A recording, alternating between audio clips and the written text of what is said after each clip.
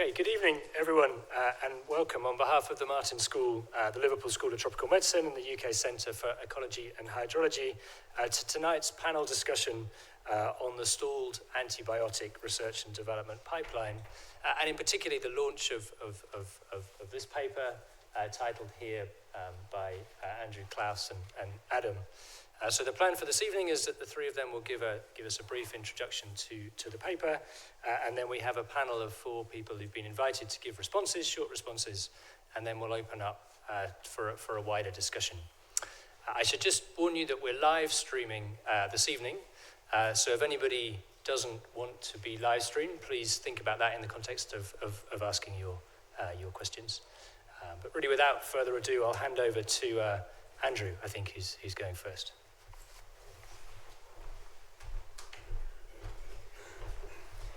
Thanks very much, Jamie.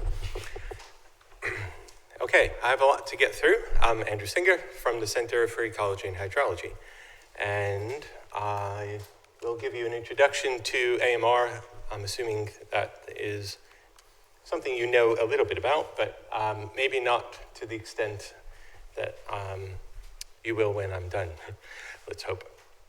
So, how did we get to where we are?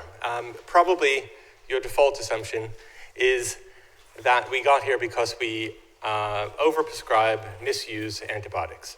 That is partially true, and so Public Health England recently, in the past probably year and a half, came out with a series of reports, and they estimated that up to 23% of the antibiotics prescribed in primary care were inappropriate. And this is concurrent with an increase in antibiotic-resistant bloodstream infections going from 2014 to 2018. It's an increase of 32%. So we have misuse at the same time as a growing resistance in humans. Number 2, you may be a little bit familiar with the fact that antibiotics are used in animals and animal husbandry. Globally, 73% of all antimicrobials sold are used in animals. And here's just a Canadian study that demonstrated that when they ceased using an antibiotic in egg production, there was a concomitant decrease in the carriage of salmonella in humans. And there was a slight increase once they stopped that part of the study. So this is one of the really rare, clear demonstrations of the link between antibiotic use in animals and its relevance to humans. Part 3. Now we're getting probably into the, this is new for you except for the 2 people in the audience who I knew. Antibiotics are consumed by us, they're consumed by animals, they're part of industrial waste, especially if you're a manufacturing facility. That all ends up in the rivers. It may have gone through a sewage works on the way, depending on what country you're in. Here's an example of the concentration of antibiotics that are in your rivers. In fact, the river right outside here in Oxford is sufficiently high for some antibiotics to select for antibiotic resistance in bacteria, which then, of course, introduces an exposure risk to anyone who interacts with the river, which may be a companion animal, or it could be a human, a child, adult, etc. This is part, what I've already now explained to you is this is a One Health trio of people, animals, and the environment. A third or fourth part of this story, which is sort of nested in the environment, is the agricultural use of antibiotics as well. It often gets left off, but in fact, there's a really great exemplary example, or case study in the US where in 2009, where data was available, roughly 16,000 kilograms of antibiotics were used in orchards, so mostly citrus and apples. In 2019, the EPA approved the use of more than 10 times that amount. In fact, it was close to 30 times the amount of antibiotics because of citrus greening, which would have killed all of the citrus grows in Florida, Texas, and California. And the amount that they used this currently is 46 times the amount of antibiotics that are being used in Americans of the same class. So this is not a trivial amount of antibiotics, is what you can conclude from that. So that is how we got to where we are. We're using a lot of antibiotics that are not in humans, and we're using them inappropriately. That drives resistance, and unfortunately, this slide basically demonstrates that we haven't come up with a new class of antibiotics since the 1980s. So we're relying on the innovation that has from our past, and we're not really coming up with anything in the present. That doesn't mean that there aren't efforts to do that, but this is a tricky thing. So why has the pipeline vanished? One of them is that when you come up with an antibiotic, there is a very high risk that that antibiotic will become ineffective in a short period of time. Evolution has that way. The second thing is that I slightly disagree with the extent to which this explains it, but it is a contributing factor that a lot of the low-hanging fruits might have already been picked. So you can find a novel target a lot easier when no one was looking for one. And now that we spent the past umpteen years looking since, there are fewer that are easy to find, but it doesn't at all mean that there is a lack of them. So the research and development is not financially rewarding is obviously an important one when you rely on for-profit businesses to deliver them. And if you're for profit, you want something that someone's going to take for the rest of their life, like a statin. You're not interested as much in ailments that you only take a drug for 7 days, because that product is not making you any money once they've been cured. And lastly, I think, is that the new antibiotics are not likely to generate a blockbuster amount of money because this antibiotic is going to be used as a last line defense. And if you preserve your most precious antibiotics, then you're not making any money off of it. So there are strategies to address these many challenges, and they're called push-pull incentives. The key to these push-pull incentives is the concept that you are trying to uncouple the profit from antibiotics and sales volume. So if you make the same amount of money, regardless of how much antibiotic you sell, then so long as that's going to compensate you enough, whatever that means, then you might be motivated to make an antibiotic. That is the current thinking. So incentivizing can come in the push variety, which is incentivizing researchers to develop or to explore and test those novel chemicals to see if they have the desired effect. So it goes from primary research all the way up to phase 3 clinical trials.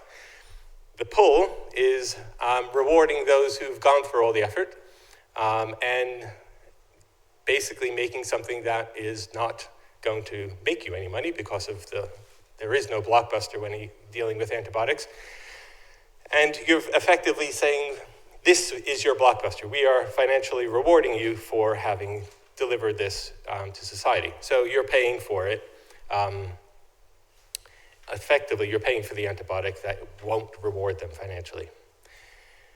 Now, there are, as you can see from here, there are a lot of ongoing activities in the world that are funded in blue by the public and in red by private industry. These are all filling that space of discovery and exploration, preclinical, clinical development, and improving access. And so as you can see, there is a lot of public money already being spent on antibiotics, but nothing, few, if anything, really is going from the beginning to the end. In fact, there isn't anything that goes from beginning to end. I have here government, but the government is a loose term because there's many governments. So the take home from this is that there are gaps where we can fill them, and the next speaker, which is Klaus, will talk to you about the historical context in which we are trying to tackle this problem. Thank you, Andrew. So what we proposed in a paper that was published in Lancet Infectious Diseases today is reconsidering the model that we're seeming to rely increasingly on at the moment, which is public-private financing of drug development with a fully public model of drug development. And we were just interviewed earlier by a journalist who asked us whether this was socializing medicine, etc. I don't think we'd go so far. What we're trying to argue for is that there are alternatives to the pathway of drug development which we seem to have entered over the last 20 or 30 years, and that looking past the 1980s, back into the past, offers ways to rethink the way we're financing new antibiotic development at the moment. And behind me here are 3 case studies which seem to indicate that public development of promising compounds may actually not be as radical as it sounded to that journalist who interviewed us today. I'd like to talk you through 3 case studies here today, and I think I'd start with the most obvious one here in Oxford, which is the development of penicillin during the 1940s. The development took place right here at the Dunn School, 200 meters to the north of the school, and was the result of public financing and public steering throughout, and the resulting compound was actually never patented. So there's no patent on penicillin at the end. In fact, when the research started, it was mostly a small university group led by pathologist Howard Florey, who was just interested in seeing whether the compound that Alexander Fleming had identified in the 1920s could be turned into a medicine. After they purified the compound and tested it in the 1940s, the American government and the British government, who were allies in the Second World War, came in and invested large sums of money, but also provided a kind of basic infrastructure for coordinating research that allowed different research groups to solve different problems regarding antibiotic production on both sides of the Atlantic. The result was a rapid scaling up of a compound which hadn't actually been purified in 1939 to such an extent that by 1944, all Allied troops landing on the beaches of D-Day and many more suffering from syphilis and gonorrhea in North Africa were supplied with enough penicillin to treat their infection. So it's actually a remarkable story of public development and publicly led research producing in a very, very short period of time a highly effective medicine. The examples of public development aren't just limited to penicillin. If we look at the history of vaccination and serum therapy, we also see many other innovative models of public, private, or even completely public financing models. And perhaps one of the most prominent ones is the one chosen by Institut Pasteur, which is still with us, which was founded in the late 19th century in the kind of twilight years of Louis Pasteur to systematize his research and to continue the kind of path of treatment development that Pasteur had started on in perpetuity. The finance models behind Institut Pasteur are really interesting.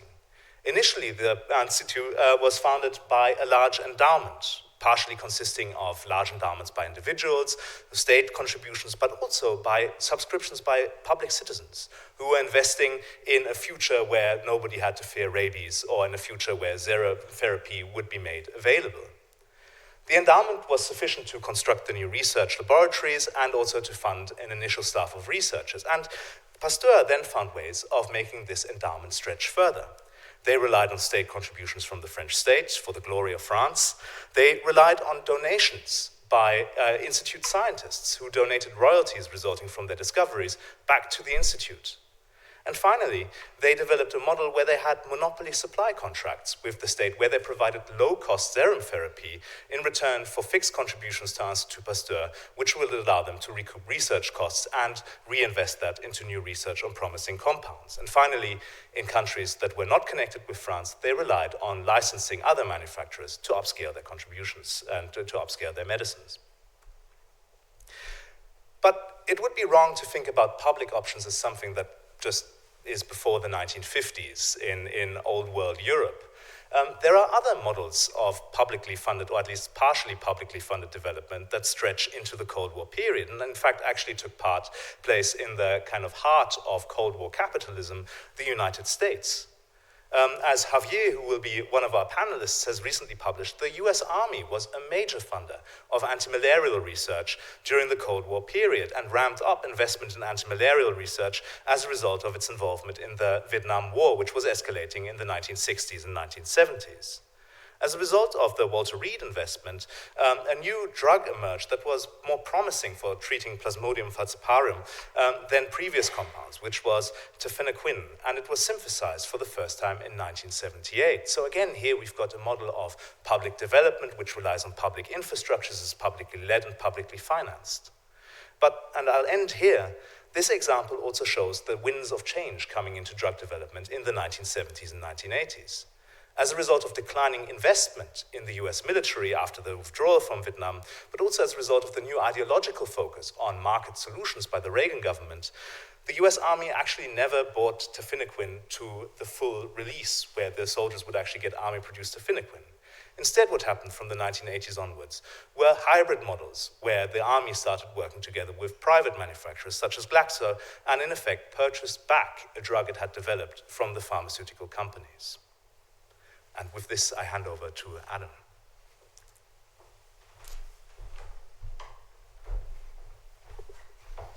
Good evening, everybody. So I'm going to take the last slot on this introduction, and I'm just going to use 2 slides to illustrate some advantages of an internationalized institute focusing on research and development of antibiotics. This may be exactly what it looks like, it may not. Where it will be, we don't know. These are conversations that need to be had if this gains traction and goes forward as a realistic idea. But the most important thing is, and really the reason why we're here, is funding. Where will the money come from? So all of these examples are from the paper. If you have not yet read it, I would urge you to read it. But we could generate $4.5 billion a year just from a 0.1% gross domestic product from the WHO member states. On the OECD group. This equates to similarities we've seen with the Human Genome Project, which cost around about $3 billion, a square kilometre array radio telescope, which I believe is still currently under construction, which is 1.5 to 2 billion, the Large Hadron Collider, which is 4.4 billion, and the International Space Station, which is 150 billion of international funds, underwritten by governments and other sources. So the money is arguably out there in order to underwrite an institute such as we propose. What advantage will such an institute have? Well, firstly, by having ring-fenced and long-term sustainable funding de-linked from a profit model, scientists will be able to maximize their efforts on research and development of antibiotics. They will not necessarily need to spend as much time as scientists currently do on trying to find funding for the work that they wish to do. This will release a lot of effort, which can be focused into the actual R&D. A research institute focusing on antibiotic development, which is de-linked from profits, can focus on an internationally agreed list of the greatest clinical needs. So these are the needs that the world has to fill, rather than the needs which are linked to profit and which will enable an economic return. They are subtly different, and it's important for access in order to focus on the clinical need globally. By delinking hits through the drug discovery process, particularly amongst the early screening, the high throughput screening experimentation, by delinking that from profit, it is possible that more hits will progress to lead. Okay? So very often in economy-driven R&D portfolio of research, if it looks like it's not good enough to make a profit quickly, it is dropped early. There are many compounds which sit currently within pharmaceutical company libraries which still have promise. We probably wouldn't be able to see those unless we have access to them. Importantly, a permanently funded antibiotic R&D institute will also protect the human capital. I had a conversation with a friend of mine from Australia a few months ago, and he remarked that he now thinks there's less than 400 individuals on the planet with the expertise to lead large-scale drug discovery and development projects. This is a real problem. If this problem is not fixed in the next 10 years, many of those 400 will also retire. So we're getting to a point where we cannot cope with the re-implementation of the industry of drug discovery. And also, importantly, equitable global access. There are many areas in the world which suffer not necessarily from antibiotic resistance, but from the access of antibiotics. And the lack of access is actually responsible for more deaths than resistance in some parts of the world. It's important to fix that. We have an ethical responsibility to do so as a species, and one way we could do that is to ensure that access is guaranteed from any product of this institute. But is it the only way? So this is my final slide. What we want to mention are the caveats with this. It is not the only way.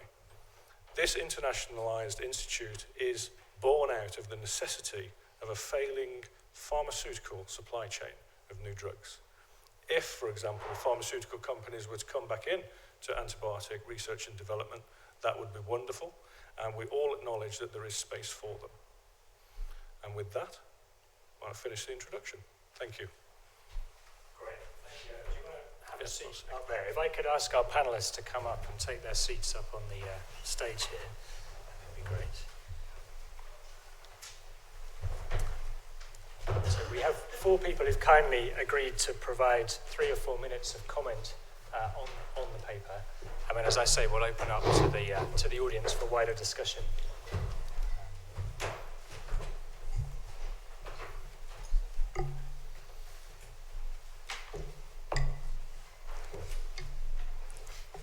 First up is Professor Ellen Silbergeld, who is in environmental and public health at Johns Hopkins University in Baltimore. Thank you very much for inviting me, and this is clearly an important subject. However, I have to tell you, I think there's a prologue to this that you must keep in mind before you can decide what kind of strategy to use. The first thing to keep in mind is the very, very cogent essay written by Richard Smith for the National Academy of Sciences, where he said that there's a paradoxical set of incentives, pushes and pulls, i.e. pushing out drugs and pulling away from drugs, if you will, in the antibiotic market. Because the more you use them, the faster they disappear. And you've got to think about that problem. And not all resistance comes from overuse or misuse. As Fleming said, it's inevitable, and I think we've discovered that's true.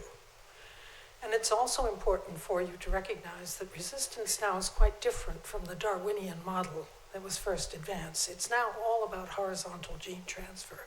So it happens with amazing rapidity throughout the globe. And so this push-pull becomes speeded up, and I think makes the incentives for getting in the market, or for public investment, frankly, for the lifespan of a drug. It's not just the lifespan of the drug in terms of its clinical use. It's the lifespan of the drug, period. And it's getting shorter and shorter. I think that we need to spend a lot of time incentivizing prudent use in order to reduce the need for new drugs. That may sound paradoxical, but you're kind of ignoring that. And of course, a heavy burden of this falls in agriculture. So that has to be part of this discussion.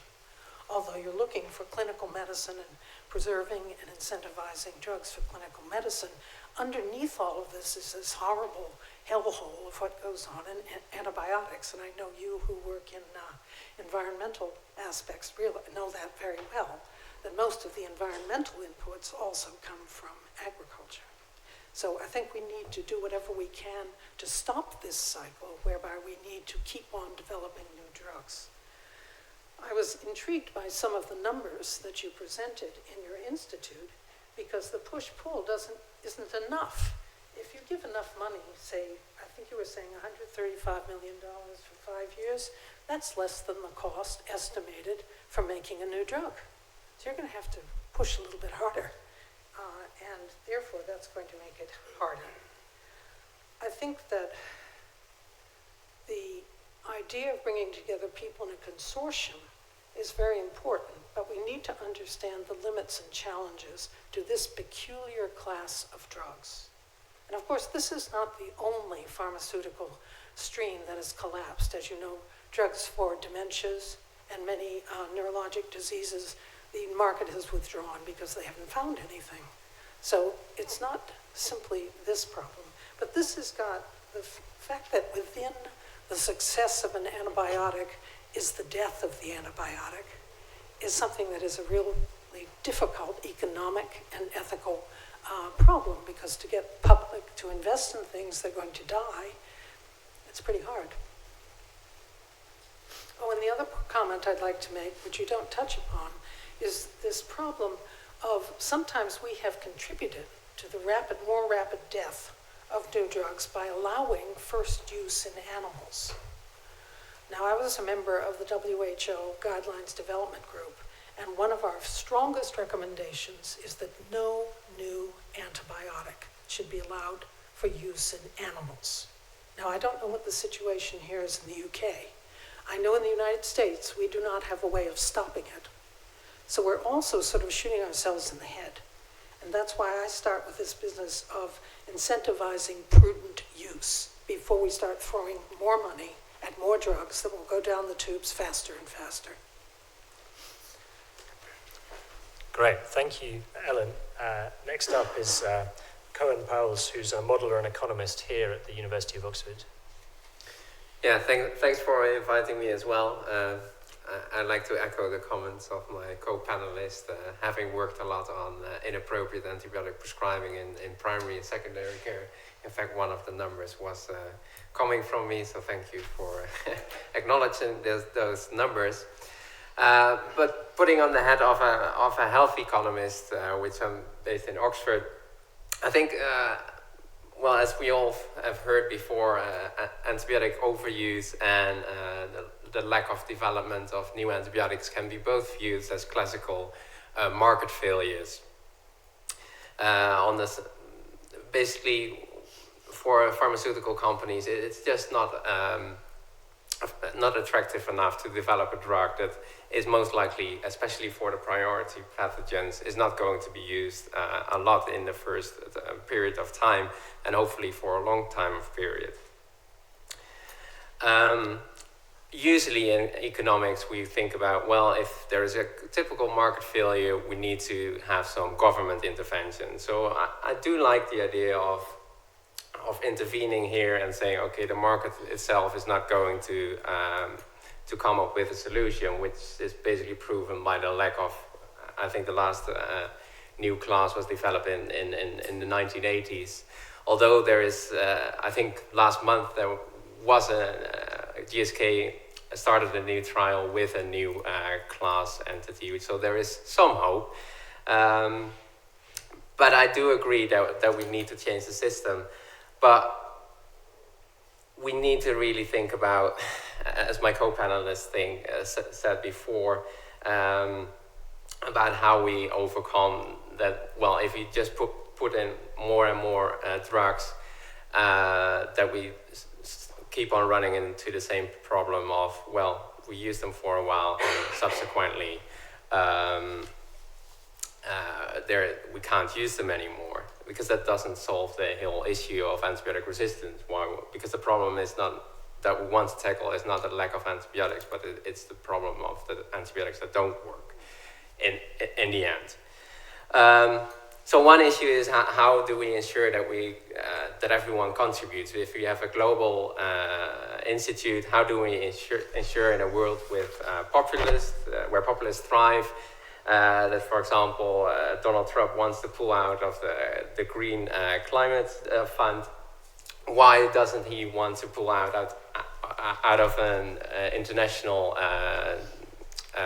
institute, or put conditions? Well, you have to, because I'm putting most money in, I want us to really focus on antibiotic resistances that are mainly relevant for our market, and it's only fair because we contribute most in absolute terms. And, well, given his general thoughts and populists all over the world, I don't think that's an unreasonable situation, that there will be a lot of political pressure from different parties wanting the best for their own market. And another thought I had is basically, well, you basically remove competition. And one of the issues we currently have, or see in pharmaceutical companies as well, it's quite hard to keep good people interested in antibiotic development. And how are you going to ensure that people aren't going to develop it pharmaceutical companies where they presumably can earn a lot more and work on cancer drugs? And how do you keep them into the system and interested in developing antibiotics? And lastly, which might be slightly an elephant in the room, of course, as mentioned before, is that we have to think about access. And if we actually start developing antibiotics, and recent estimates still estimate that there are more deaths due to lack of access than due to resistance. So if we develop more antibiotics, as a public entity, you really need to ensure you increase access and there are no access problems anymore, which presumably results in a rise in antibiotic use, which presumably, given the strong relationship between antibiotic use and resistance, will increase resistance problems in these areas. So shouldn't we focus more on a relative, because you can only spend every pound once or every dollar once, put more, as my co-panelists focused on as well, on basically on WHO WASH, so water sanitation, and basically improve sanitation, and maybe about vaccinations, because vaccinations are an intervention that can reduce inequality, which is always, of course, important, viewed by economists and the public, but it doesn't increase, presumably, antibiotic use and subsequent resistance. Okay. Great, thank you, Cohen. Next up is Vivian Quirk, who's a historian at Oxford Brookes University. Thanks again very much for inviting me. It's an honour to be here and to contribute as much as I can my historical knowledge. I'm not a scientist, I'm not a health economist, so bear with me while I go over some of the historical knowledge that I have about the topic. First of all, when I read the article, I was very pleased to feel that I could share the anxiety expressed in the paper about the loss of expertise that happens when major R&D organizations, I think the two that were mentioned were AstraZeneca, but there was also Sanofi and Novartis, pull out of the antibiotic market, and what it means in terms of loss of expertise, loss of human capital.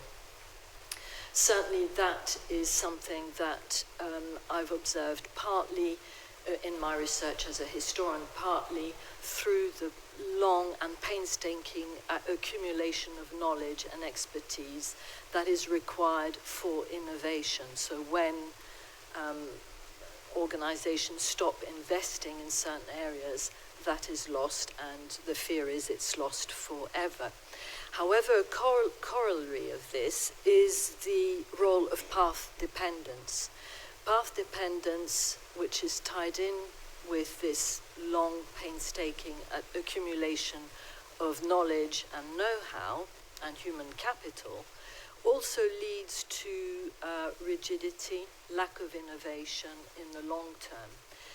And therefore, my reservations about the solutions proposed in the paper don't have to do with the open innovation solution or the push-pull solution. I think they sound very good to me and very viable, especially when they are inspired by models that exist elsewhere, in particular in connection with vaccines, which I think is a very important model for antibiotic research. But I'm worried about the rigidity of the institutional solution, which can bring problems of a corporate culture, of path dependence in a negative sense, the inability to pursue new avenues simply due to the legacy of past research, sometimes breaks and interruptions and fresh beginnings are necessary for new approaches to innovation to be found and developed. And the worry is that with the institutional model, ways of doing research become entrenched and are difficult to move away from. In terms of classes, 3 historical examples, excuse me, I couldn't resist commenting on those. I'm most familiar with 2 out of the 3, the penicillin story and the Pasteur Institute. Now, there's the antimalarial story is very interesting. I think out of the 3, it's very interesting, but I will point out that at least 2 of these are very closely connected with a wartime context. And therefore the question is there something about the wartime context that we could perhaps mobilize or marshal or imitate in the way in which we would try to break this deadlock in relation to antibiotics? And the answer is probably yes, because again, I don't think the solution is an institutional one. What worked well in the case of penicillin certainly was a more networked approach rather than an institutional approach to developing a new drug. To some extent, that's true of the Pasteur Institute as well. It was part of a network of Pasteur Institutes, which very much communicated with each other all over the globe in order to develop vaccines.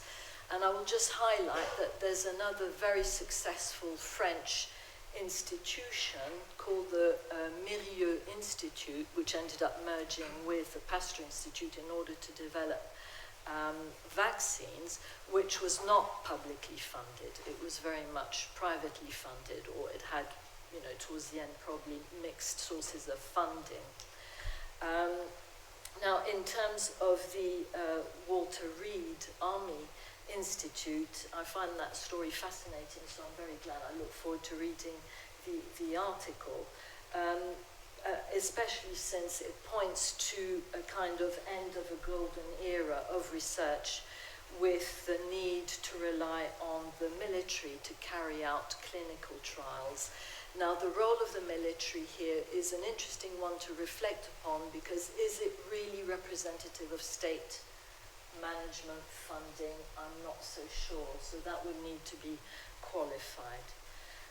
So I will stop here. There's more I could say, but maybe that can come when we have a more general discussion. Great, thank you, Vivian. And finally, Javier Lazan, who's a social scientist based here in the Institute for Science, Innovation and Society. Great. Well, first of all, thank you for the chance to be part of this discussion and to react to the paper. I took the paper and specifically the proposal to be a provocation in the sense that it's an idea that is meant to push people beyond their comfort zone, specifically in terms of the organizational forms or institutional capacities that we need to address the antimicrobial challenge. And I think one of its specific values is to highlight some of the problems that one could encounter in putting into practice the proposal outlined in the article. Because if I understood the proposal right, you have here a combination of at least 3 things. You have an international financing mechanism for drug discovery. You also have a new in-house research and development infrastructure attached to a new entity. And finally, you also have some kind of intellectual property policy to preserve the public ownership of any resulting drugs. And in any area, combining those 3 things will be particularly challenging, but I think in this one is remarkably so. I just want to make 3 very brief points in response to the paper. One has already been mentioned by the panel, and is to think a little bit about the geopolitical context in which such an institution will emerge. And the article is very careful not to claim that this is a short-term solution, and it sort of pushes the creation of this new institution into the medium term. But I think we seem to be living through times when any international or multilateral institution is struggling to survive, or at least to preserve its remit, and it seems counterintuitive to propose the creation of a new international organization with substantial multilateral capacities. So when we discuss things like an internationally agreed target product profile or internationally agreed ranking of needs, that's a tall order by any measure. The second point I wanted to make is about this complexity of the drug discovery ecosystem, or the pharmaceutical R&D ecosystem. I think if you compare the current ecosystem with the ecosystem in the 80s, you could argue that now we have a much more diverse and complex typology of actors. So not only big pharma and governments, but we have, on the one hand, fewer big pharma companies, we have small pharma, we have biotech companies, we have patient organizations increasingly involved in R&D efforts. We have a plethora of product development partnerships with different organizational models. We also have a variety of open source initiatives. And that complexity, I think, is important because on the one level is a very valuable resource, but it also makes it very difficult to centralize or even coordinate these multiple and heterogeneous capacities through a single institution or actor, which I think is something that Viviane alluded to in her comments. And it also means that the dichotomy between public and private becomes a little bit blurrier or more difficult to sustain. And you have a number of actors, including philanthropic ones, that don't fit neatly anymore into either the public or the private, and you have varieties of public action that are not simply those of the state. So I just think it's worth not being caught up in any sort of narrow binary between the public and the private, or to propose a form of publicness that is simply a sort of internationalization of state capacities. And I want to finally go back to another point that Viviane raised, which is this sort of the wartime model of drug discovery, right? So if you look at the history of anti-malarial drug discovery up to the Vietnam War, penicillin, as class suggested, those were often military-led drug discovery and development efforts. Now, obviously, we don't want to have a big war to be able to discover new antibiotics. But I think we need to think more carefully about what nationalizing drug discovery could mean before we move on to the internationalizing of drug discovery. And it seems to me that one way in which states get involved in drug discovery without needing a war is by declaring a certain problem a national security problem, right? Or a public security problem as opposed to simply a public health or a medical problem. I think this is something worth thinking about, whether there are ways in which we can define the antimicrobial resistance problem as a national security problem for a vast majority of states without, in a sense, militarizing the effort, which will create all the organizational problems and problems of democratic accountability that we are familiar with. Great, thank you, Javier. So what we're going to do now is to open up the discussion to the floor. If I could ask you to wait for the microphone when it comes and briefly give us your name, and if there is somebody to whom you'd like to direct your question, then please say so. Yeah, put your hands up if you have a question. Okay, there's a question in front here. Yeah. I'm John Harris from OPN. I was interested in a lot of the focus of your discussion is around the discovery. I actually don't think the discovery is a problem. I was looking at the list of new antibiotics that are in development. There have been 6 new ones in the period 2017 to 19, and there are currently 19 in phase 3 trials according to the FDA lists. Problem is not the discovery. There is a lot of technology out there. The problem is being able to afford the development.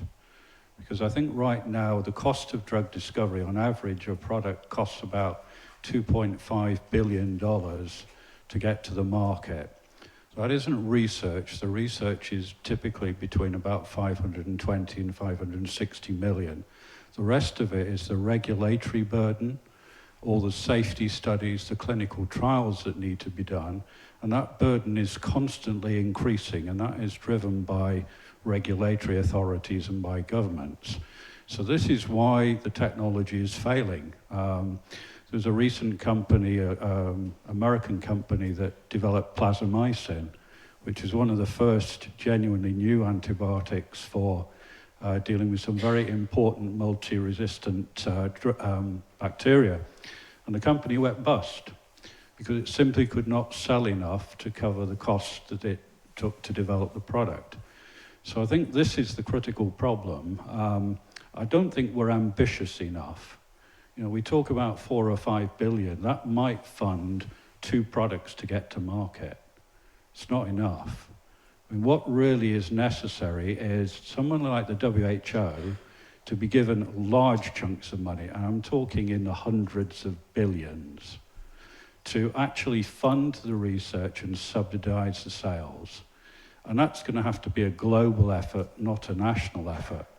And I disagree with your point about governments thinking what's important to us. I mean, when you're developing new drugs, the bugs that you're targeting are global. You know, within the UK, you have an outbreak of super gonorrhea, or whatever you want to call it, which is focused around Leeds. They've identified that came actually from Southeast Asia. You don't want to think about why that happened, but the reality is these bugs now, people travel globally all the time. You know, they go everywhere. So everywhere, they've got the same problems. And I think everywhere, people recognize we need some pretty massive global solutions. And, you know, we can talk about stewardship. I mean, something that wasn't touched on is the need for fast, effective diagnostics so that you can actually give people the right antibiotic rather than, as now, they give you penicillin and 9 times out of 10 it doesn't work. You know, giving the right sort of treatment at the right time is important, but funding the new technology in a sensible way in the long term is where we really need to be, I think. Okay, thank you, John. Do any of the panelists want to come back on that comment? Adam, are you? Well, thank you for those comments. I couldn't agree more. I wholeheartedly agree with you. It's our kind of vision that those late-stage clinical trials and the regulatory pathway towards market entry would also be under the umbrella of the Institute proposed. But I agree with you regarding the sums of funding as well. To get 1 or 2 new antibiotics per year would not be enough. As we all know, resistance is an inevitability. We need more than that in order to cycle through logically. And then perhaps if we could do that, we may be able to revisit the older ones. On a historical note, you might be interested to know, I've been doing a lot of research on the American pharmaceutical industry in the early days of the amplification and commercialization of drugs, and it's a little different from what you said. They were actually bribed to do it, and they took the bribe from the government because they were then told they get easy registration by the FDA, which they did. And in fact, until about 1953, the FDA was of the opinion, and I have this in writing from several FDA commissioners at the time, that antibiotics don't have any side effects. So we really don't have to do a whole lot of stuff. All we need to know is they work. Okay, we've got a couple of further comments from the floor here. The gentleman here. My name is Colin Bennett. I'm a visiting fellow here at the Oxford Martin School, and my focus has been on accessible medicines and affordable medicines. And part of what I was going to say certainly echoes and resonates with my colleague here. certainly on the scale of the capital involved in that. But first of all, can I congratulate the people behind this paper and for the presentation this evening. I'm very much involved in the antimicrobial story on an international front, and there's two things I would say. Do I think this is a solution going forward? Not necessarily, but it's certainly a piece of the missing argument currently. And if you go back to the most recent G20 meeting in Osaka, you can see what has been put in place for the development and the progression and the long-term investment and rebuilding of expertise around antimicrobial resistance. You can see the frustrations beginning to bubble through to the surface, which I suspect, as some of the learned people on the panel have said, is part of that wider canvas of drug discovery failures, or the drug discovery system failing. At the G20 meeting, there was for the first time this year a call for new models to be considered from the existing position. Now, whilst nobody necessarily articulated what new models meant, it was a bit of a chink in what I call the existing big pharmaceutical approach, whether it's pull or by push. So I've got 2 points, I guess, for the panel. First, I suspect this is, and when you saw that plethora of organizations that exist currently with the existing system, what I found on a personal level is it's very difficult to get your arms around who really is coordinating and driving this issue, both in the short term, the long term. And I think there were a couple of points made about this is not only about new antibiotics, it's also about how that issue is managed on a broader spectrum. So that would be my first point, is it's one thing talking about this, the second is how are you going to make it happen? Question number one. And the second thing I think about the paper, what I think is also missing from the debate is the patient's voice and the clinician's voice. I work in a number of organizations where I can hear relatives and friends of patients who are dying from a whole range of issues to do with antibiotics, but those deaths are neither recorded as such, and there's no explanation for that. So I guess there's two pieces there. Great, thank you. Do you want to pick up on that, or should we take another? Hi, Andrew Farlow. I'm an economist, and this is one of my main interests. That plethora of organisations, can we have some comments from you guys as to what's going wrong? I mean, there's a lot of, some of those things like Carbex, they're recently set up, they're promoting, they've pushed up, they've got an increasing pipeline. Why is it that, I haven't read the paper, I didn't know you were going to be doing what you were doing. Why doesn't lots of resources go into some of that activity that's recent in the last 5 or 10 years? I can make critical comments about all of those organisations, but I'd be keen on your views. And the second thing was relating to, those syringes into trees and agriculture and animal usage and so on and so forth. Shouldn't there be some kind of global movement to say no to some of these things, or some tougher regulations?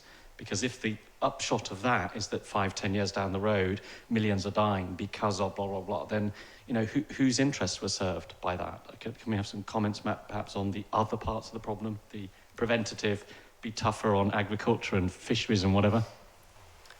Okay. Do you want to speak to that, Adam? Very good questions. If I can address the first one initially. So I think by our estimations, Carbex and GARDP have invested or raised and invested 0.6 billion so far within their lifetime. They're supporting many companies and many projects, and it's excellent work.